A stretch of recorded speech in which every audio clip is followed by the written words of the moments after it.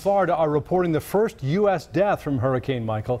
It happened around 6 o'clock tonight in Greensboro, Florida, outside Tallahassee. According to emergency responders, a tree crashed through the roof of a man's home. On top of that, they say downed power lines and blocked roads made it hard for emergency crews to get to the home.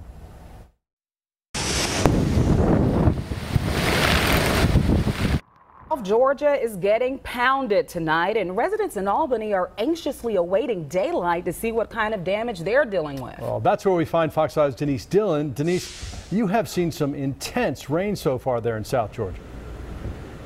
Yeah, the rain started coming down hard and heavy around 6 and has not let up. I am on Broad Street in Albany, and behind me is an event venue. It's kind of hard to see, but the entire front glass panels are gone, as well as the panels up above, as the awning that was once here ripped off. And this is just a good example of how strong the winds are. Oh man, it's crazy, man. The wind's blowing hard. The rain, the wind, relentless across Dougherty County. Pete Jenkins left his home in Panama City seeking higher, drier ground. We came here to escape the rain, but now I see it's just as bad almost. It followed you? Absolutely. I think just me, I think so. Trees swayed, signs wobbled in the wind. Sheets of rain blew across the pavement. Power is out, making the night seem even darker.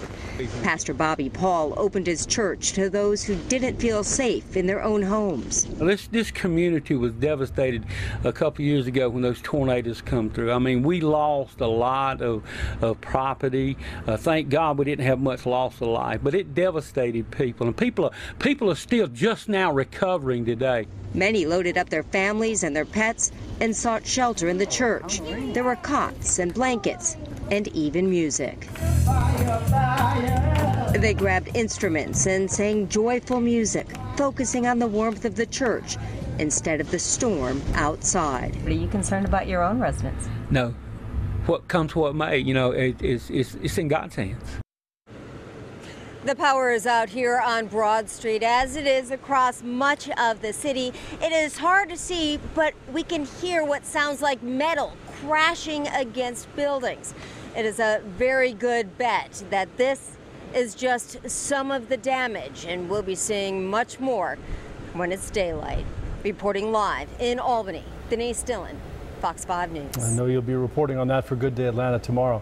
Denise, thanks very much. We are already feeling the effects of Hurricane Michael here in Metro Atlanta tonight. This was the scene on Avon Avenue in Southwest Atlanta earlier. A tree fell onto the road, blocking traffic in that area, and it's likely to stay there overnight. The Parks Department tells us they'll remove it when the sun comes up. And a similar scene played out in another part of Southwest Atlanta over on Oakland Drive.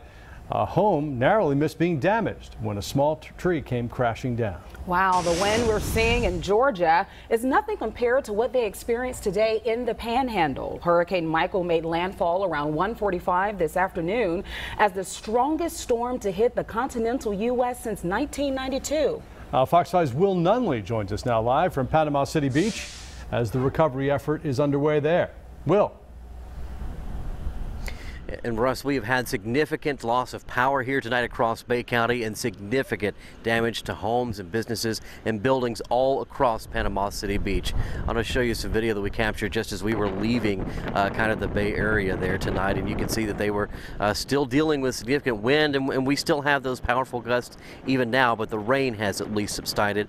Meanwhile, we want to tell you that there is a ban on going out tonight. You can't, if you're caught out past curfew tonight, you'll be arrested on site. That's what they're telling folks here that are still in the area because of these power outages and the significant damage that they're dealing with. There's also a boil water advisory. But it's going to be a step-by-step recovery process. We've seen how the wind today has just shredded leaves off of trees like this. We can very seldom see a house that may have a generator, and you'll see a light on here or there, but generally they're in the dark tonight. Just like Denise was mentioning just a moment ago, we're going to see a much different picture than what we've even been able to show you thus far when we see daylight tomorrow, because as we were making our way inland tonight, we saw some big trees down. It's quite a mess here. It's going to be an intense recovery over the next few days. Back to you. A lot of cleanup for sure. Thanks, Will. Tonight, the storm surge is beginning to recede on the Florida coast, but many roads are still flooded. Now, this is video from Port St. Joe from earlier this evening when the storm surge was at 8 feet.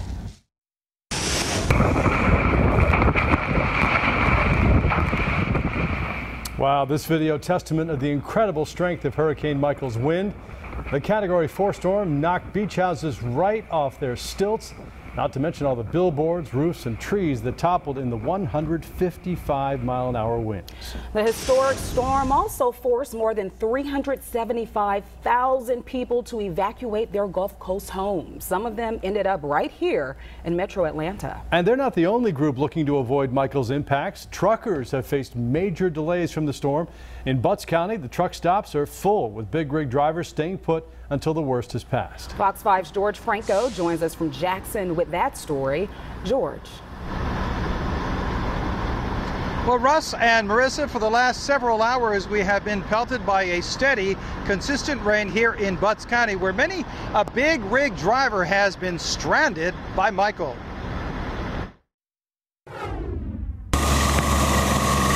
When it comes to big rigs, Hurricane Michael was bad and dangerous for drivers on South Georgia highways when the wind and rain started arriving. The wind was so strong it pushed me into the third lane over. So I had to drop speed really fast and carefully. Clayton Sloan, like dozens of other truck drivers, is taking refuge at Love's on Interstate 75 in Butts County. Hobie Johnson, coming from Savannah to Metro Atlanta to reload his cargo, got orders from headquarters. Told me not to move anymore until the storm rolls in, so they changed my schedule till tomorrow morning at noon. So you're going to spend the night here? Yes, sir. Johnson says he got out of South Georgia before major thoroughfares started shutting down. So did Randy Dillard. After praying about it, my wife and I decided we better head on out. Dillard and his wife left their home in Plains, Georgia, driving to the campground at Atlanta Motor Speedway. The other RVs there were part of a traveling carnival. Temporary neighbors to the Dillards, who were the only hurricane evacuees taking advantage of the AMS campgrounds when we stopped by. I have a daughter that lives in the Atlanta area, and they sent me the information. And she said, "Dad, this is a safe place." That's right. Whether at the AMS campground or Love's truck stop, those escaping Michael's path told us they tried to keep it all in perspective. There's nothing you can do about it. You just have to go with what you're thrown at. So just deal with it, accept it. So the wind has been blowing fairly consistent as well. Look at that American flag just blowing in the wind as it is draped by the heavy rain. The people we spoke to tonight say that they will stay in Metro Atlanta for the next couple of days before heading back to their original destination. Now, coming up all new on Fox 5 News Edge at 11, these truckers talk about some of the roads that they had to navigate. But for now, in Butts County tonight, I'm George Franco, Fox 5 News. We'll see you on the edge, George. Thanks.